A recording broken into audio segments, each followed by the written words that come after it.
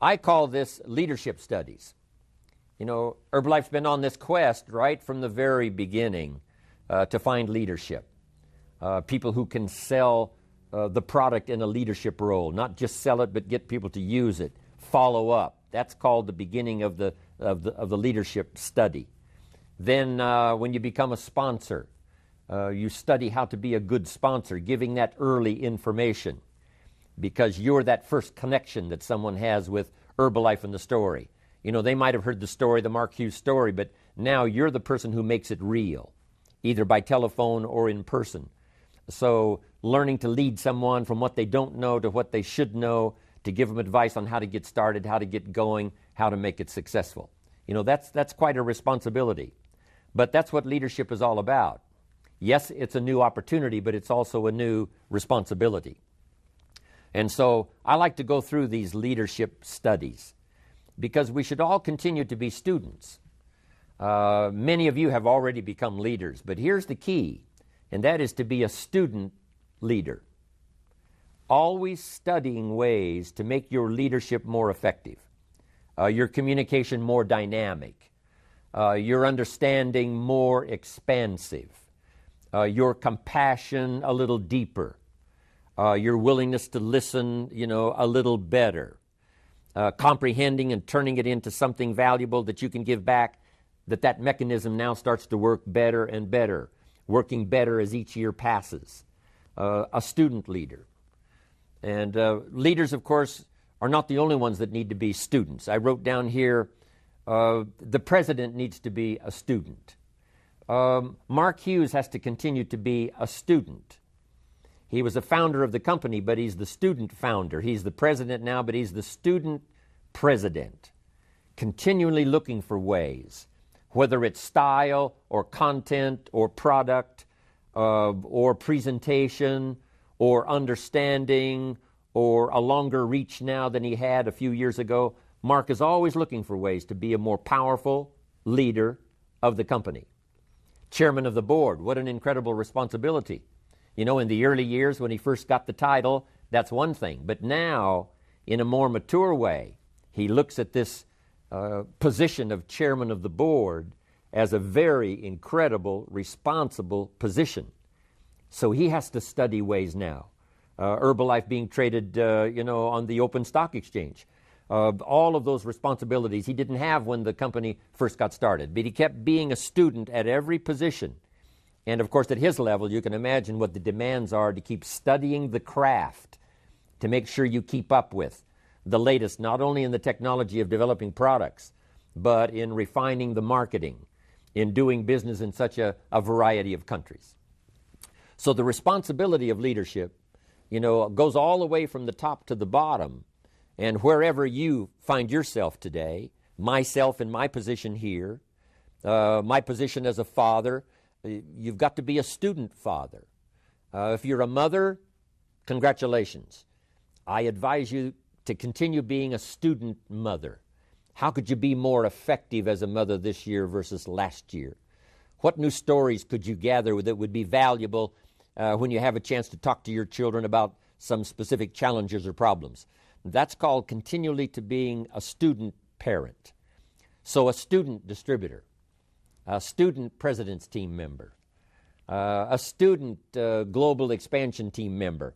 Now that you've gotten that new position on the tabulator team, study ways now to make that position so effective and so powerful and so to have such a unique reach that it won't take you long to get to millionaire team. And then you study that position, not just from the opportunity to earn the extra money. We say millionaire team, 2%, now 4%. And then to be worth the 4% in terms of your ability to communicate, your ability to lead, your ability to help people to grow. And then, of course, president's team, 6% extra. Being worth the 6% is more valuable than the 6%. But you must say, now that I've finally reached this position, president's team, I must now really intensify my studies, how to make this position valuable for myself, for the continuity of my family and my financial future, but also so that I build the right reputation for my organization. And now as president's team, I'm sure, reaching out to help other lines of organization, not just your own, helping the company to grow as well as your organization to grow.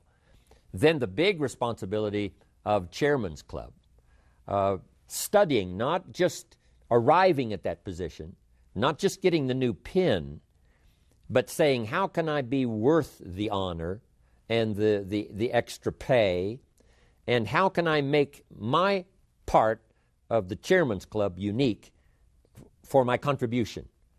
That continually requires study on your part. Learn the extra stories, do the extra reading, do the extra note-taking to make sure that you're not missing anything, especially in that prestigious position as well as responsible position. So that's what I'm talking about here now in being a leader. But now, here are some leadership studies, and I want to give you the list first, and then we'll come back and we'll go through this list and take them one at a time. Here's the first one, and that's be a student of possibility. Number one. Next, be a student of opportunity. Possibility is one study. Opportunity is another study. Then third, be a student of ability. There's the company ability, there's the organizational ability, but I'm going to talk more personally here about your personal ability. Learning to recognize other people who have ability that no one else has encouraged, and now you have the opportunity to do so. Also recognizing your own personal ability. So we'll make that a part of our list. Here's the next one that's vitally important, and that's the study of inevitability. Some things at certain times become inevitable, and we'll go through that. And the last one is rationality. How to be a speed thinker. How to grasp problems and take them apart and put them back together in rapid fashion. How to ponder something and then make sure that it fits you, it fits your philosophy, it fits what you want to accomplish. Rationality, very important subject to study. So that's the list. Possibility, opportunity, ability, inevitability, and rationality. Now, let's start with possibility. I heard a sermon just a few weeks ago. Young Schuler, Dr. Schuler of the Crystal Cathedral, it was his son who was filling in for him and preaching a sermon. And, of course, I have lectured there for a long time, starting about 27, 28 years ago, and I'm always interested, especially when young Schuler is going to be on. He's remarkable. And here was the notes from his sermon. Now, I'm going to abbreviate it, but I think you're going to get the points that I'm going to cover here. I thought it was one of the classic sermons I've ever heard. And it had 3 major points. Not 30, just 3. But they were so classic, and here they were for your notes. Number 1, if you think it's impossible, it isn't. That was his first point. Point number 2, if you think you know everything, you don't. Number 2. Here was number 3. If you think you're alone, you're not. I thought those are some classic points. If you think it's impossible, it isn't. If you think you know everything, you don't. If you think you're alone, you're not. Now, under the title, If You Think It's Impossible, It Isn't, he told a unique story. It's the story of Rich DeVos, founder of Amway. Rich DeVos needed a heart transplant. Critical. Young Schuler said, my father went to offer a prayer for Rich DeVos. And when he got there, he said, Rich, a little difficult to pray this prayer because for you to get a new heart, somebody has to die. And he said, well, I guess we'll just pray the good Lord's will be done. Now, fast forward. Rich DeVos gets his heart transplant. That's one part of the story. But here's the rest of the story that's remarkable. Later, and not too long ago, Rich DeVos has the opportunity to have dinner with the lady who gave him her heart. You say, that's impossible. When I heard this, that's exactly what I said. The congregation that listened to the sermon, this is exactly what they all said.